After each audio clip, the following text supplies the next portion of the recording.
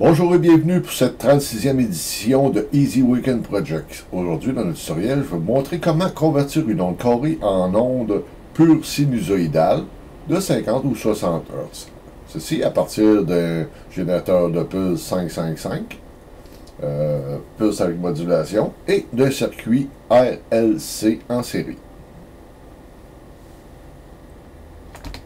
Dans la vidéo précédente, j'avais présenté un schéma pour réaliser ce type de conversion, c'est-à-dire prendre une onde carrée et la transformer en pure sine wave, en onde sinusoïdale, à l'aide d'un circuit LC résonant et un transistor NPN. Cette fois-ci, on va faire la même chose, mais de façon encore beaucoup plus simple. Pour réaliser ce montage, on va avoir besoin juste de 4 composantes. Une résistance d'entrée de 15 ohms, en série avec une bobine de 1 Henry, qui sera aussi en série avec C1. C1, la valeur de C1 va dépendre de la fréquence d'entrée.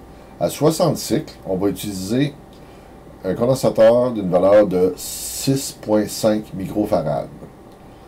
Avec des pulses d'entrée à 50 Hz, on va plutôt utiliser 9,1 microfarad. Notre résistance R2 de 715 ohms est une résistance de charge, car sans résistance de charge, notre tension va monter de façon démesurée. Ainsi, ça va nous assurer à 515 ohms, qui n'est pas une valeur standard, mais dans du 2%, on peut l'obtenir, d'avoir une onde sinusoïdale avec une valeur pic-to-pic de 30 volts, c'est-à-dire 15 volts par crête. Allons voir notre schéma. Notre schéma est d'une grande simplicité.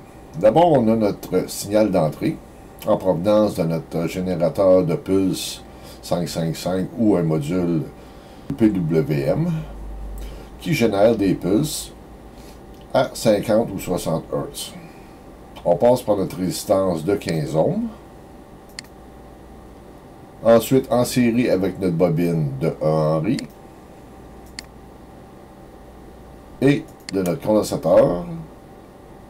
Dans le cas actuel à 50 Hz, on va utiliser le 9,1 microfarad. Pour générer nos pulses, on peut utiliser un module d'affichage à cristaux liquides, générateur de signaux à un canal, réglable de 1 Hz à 150 kHz, avec un PWM de 0 à 100%. C'est-à-dire qu'on peut ajuster la fréquence. Comme un générateur de fonction, on va avoir des pulses avec une crête de 12 volts à 50%. On peut bien entendu réaliser notre propre PWM avec un 555. J'ai déjà présenté dans des versions antérieures de Easy Weekend Project des projets justement pour faire des générateurs de pulses à 50 ou 60 Hz avec le 555. On peut retrouver sur le marché, par exemple, sur IC et Robot Gadget, pour autour de 5-6 $, ce type de module. Il a l'avantage d'être déjà tout préparé, connexion facile à faire,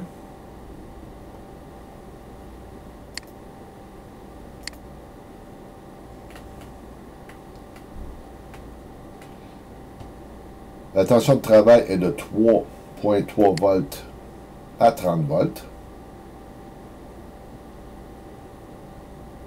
L'amplitude de sortie va être identique à l'entrée. Donc, si on alimente en 12 volts, on va avoir une amplitude de sortie de 12 volts. Fréquence variable de 1 Hz à 150 kHz. Pilote de cycle ou le cycle de service de 0 à 100%. Parfait pour nos besoins. On veut régler notre pulse à 50%, 50 Hz. Branchement facile.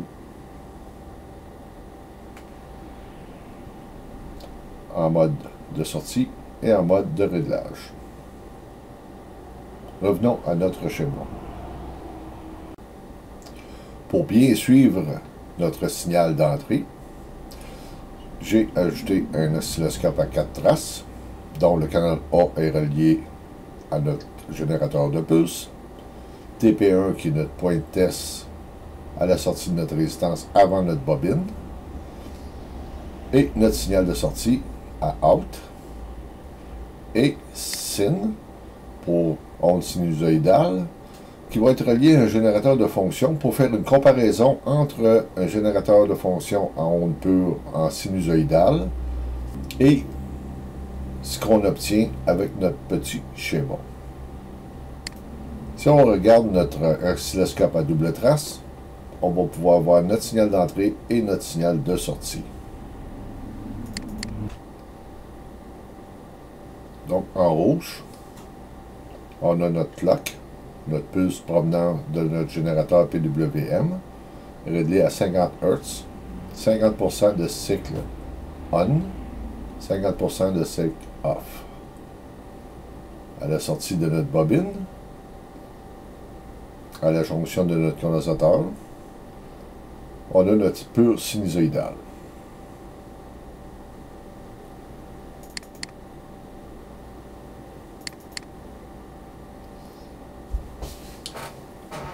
Sur notre scope, à 4 traces, sur notre canal A, on peut voir la génération de nos pulses.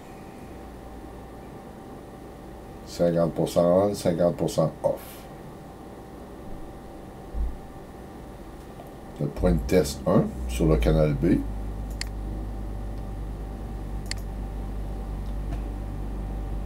Nous montre une petite altération de notre pulse, qui est ensuite envoyé dans notre bobine et notre condensateur.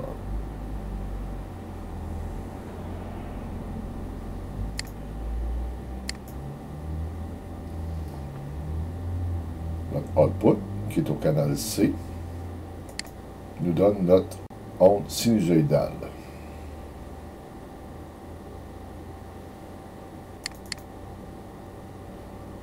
On a un générateur ici de fonction qu'on a réglé à 50 Hz, 15 volts pic, donc de 0 à 15 volts, et crête à crête, qui va nous donner une tension de sortie de 30 volts peak to peak. Branché au canal D pour faire une comparaison. En blanc, ce qu'on voit, c'est notre sinusoïdale en provenance du générateur de fonction prévu à cet effet. En bleu, c'est notre onde sinusoïdale qui a été réalisée grâce à notre petit circuit RLC, résistif, inductif et capacitif, en série.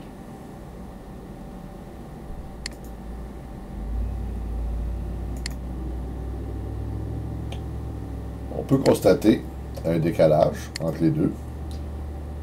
Ça, c'est en raison du temps de charge de notre bobine et du condensateur.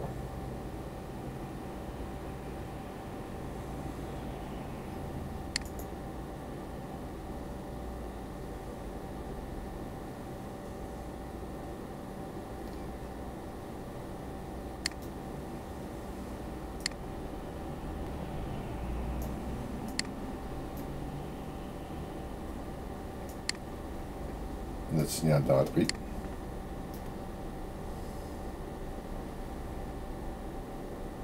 De la crête de 12 volts, qui prend légèrement un peu d'amplitude de 0,5 volts.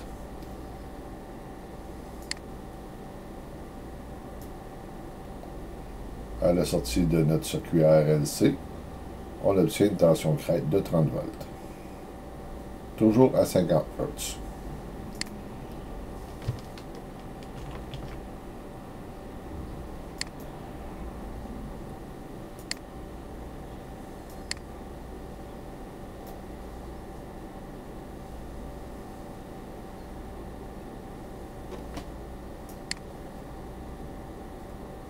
La puissance absorbée par notre résistance de 715 ohms est de 215 mW.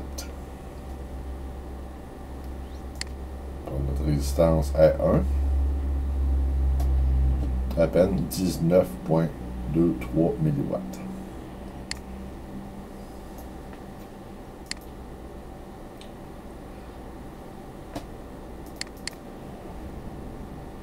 Voilà un circuit très simple à réaliser, qui va sûrement revenir dans les vidéos à venir, parce qu'on va se servir de ça pour tenter de faire un onduleur à transistor.